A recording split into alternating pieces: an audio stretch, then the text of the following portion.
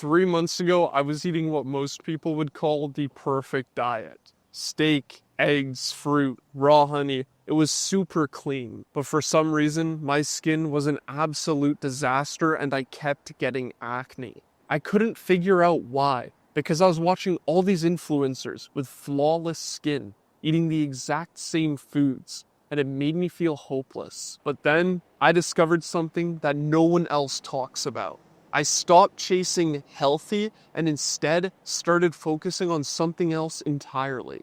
And within just 3 months, my acne is almost completely gone. So in this video, I'm going to share the one shift that I made, which changed everything. So about 3 months ago, when I was trying to figure out what was really causing my acne, the first things that came to my mind probably came to your mind as well. Well, cut out sugar. Cut out, adding sugar in your coffee. Cut out energy drinks. Cut out Coca-Cola. All of these things, even desserts, ice creams, all of that. But the one thing that I didn't understand was that your body doesn't care where sugar comes from.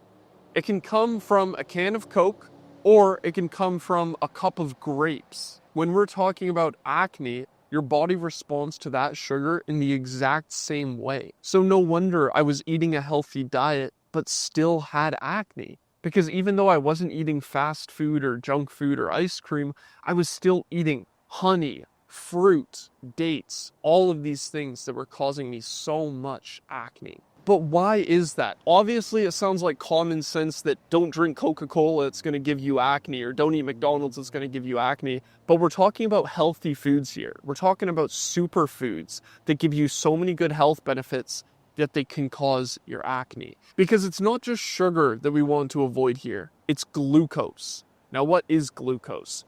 Well, when you eat any form of carbohydrates, whether it's drinking a can of Coke that has a lot of sugar, which is carbs, or you eat a sweet potato, which also is carbs, your body takes those carbs and turns it into a glucose molecule. That way it can use it to give you energy. Now, when you have a lot of glucose, your body also produces a lot of insulin. And what happens is when you eat carbohydrates, your insulin spikes up. And when your insulin spikes up, what it does is it increases sebum production. Sebum is the oily texture you have on your skin. You want just enough of this stuff so that it's naturally moisturized, because if you don't have a lot of sebum, you're going to get really dry skin. But on the same hand, if you have too much sebum, you have too oily skin, and that's where acne grows. And so all that fruit I was eating, all of the honey I was eating in the morning, where I just drizzle it right over my fruit, topped on some French vanilla yogurt, it was literally the cause of my acne, or at least one of the many causes of my acne. And here's the thing. A lot of these healthy fitness influencers online will tell you, oh, well, obviously eating a plate of dates is going to be much healthier than drinking a can of Coke. And that's true, but we're not talking about general health here. Look, I understand that maybe you have it easy. Maybe when you drink a can of Coke, you don't get a ton of acne. But for people like you and me who still eat healthy but get acne, we're not just focusing on general health here. We want to focus on getting rid of acne. Eat whatever it takes to lower your insulin spikes so you can finally get rid of acne. However, as I mentioned, glucose comes from carbohydrates, but not all carbohydrates are made up of sugar. What we're talking about is sweet potato, bread, even whole grain bread that doesn't have sugar, pasta, white rice, brown rice, all of that stuff can still cause your insulin to spike. But here's the good news. It's not that you never have to eat these things ever again in your life. Instead, there are 4 hacks that I'm going to tell you right now, which you can implement before you eat carbohydrates, and it's going to significantly reduce the insulin spike that you get. And these are the exact methods that I used just last night when I ate my dinner. First, you want to mix 1 to 2 tablespoons of vinegar in with water and drink that solution 5 to 10 minutes before you eat anything. After that, you want to start your meal with a plate of non-starchy vegetables. This can be bell pepper, lettuce, carrots, cucumber. You can make a salad, and even better, drizzle it with olive oil. That way you're combining fats into there.